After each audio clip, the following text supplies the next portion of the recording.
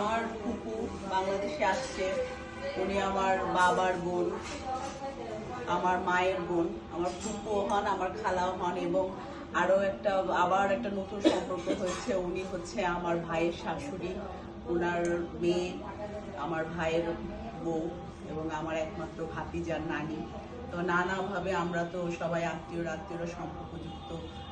আর আমার মাও মারা গেছেন, আমার বাবাও মারা গেছেন, আমার এক চাচা সেও মারা গেছে। আমার ফ্যামিলির মধ্যে বেঁচে আছে আমার একমাত্র ফুপু, আমার খালারা আছেন, যারা যারা আছেন আমরাও আছি। আমাদের ফ্যামিলিটা খুব ঐতিহ্যবাহী একটা ফ্যামিলি। তো আমার মায়ের বংশ এবং আমার বাবার বংশ।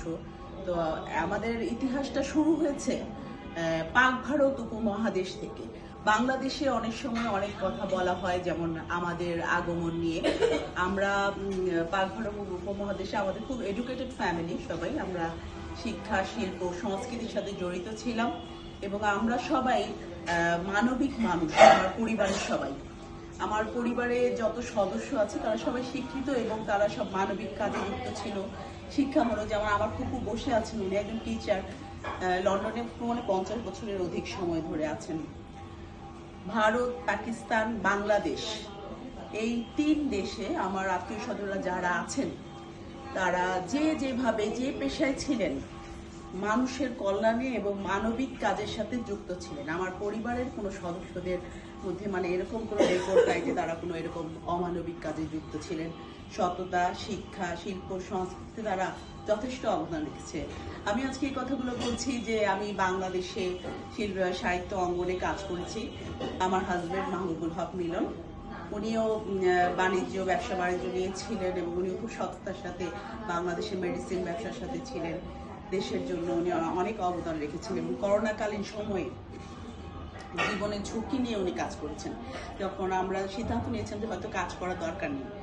আর বর্তমানে যে জুলাই আন্দোলনে আমাদের অবদান ছিল যে আমরা মানবিক আমাদের সন্তানদের সাথে ছিলাম। এই তো ফুপু বাংলাদেশে আসছে লন্ডন থেকে। তো ফুপু বাংলাদেশে এসে কেমন লাগতেছে?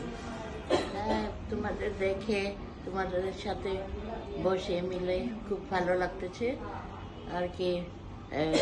ভাবলাম যে এই চান্সটা না নিলে কখনো সাহস করব না, তাই জন্য সাহস করলাম। যে না তো শুধু ফোন কন্ট্যাক্ট থাকে আর পার্সোনালি কন্ট্যাক্ট হয় না, তাই জন্যে আমারও আর কি ভাবলাম যে before I go, I must go and meet everybody.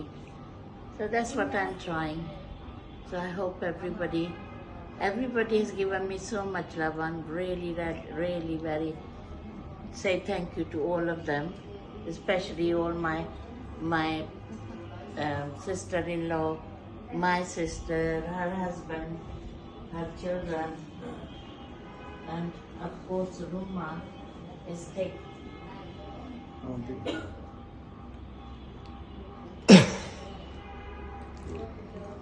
Of course, it's so nice to meet Ruma and her husband and children, and she's so excited. She's been cooking since morning, and the table is full of food, and so delicious food, which is obviously I love. So that was great, and thank you very much, Ruma. Thank you. Yeah, thank you. And it's always very fun. I think I'm very lucky to meet you. Thank you very much, everybody. I'm lucky also. Thank you. Thank you. Thank you. Thank you.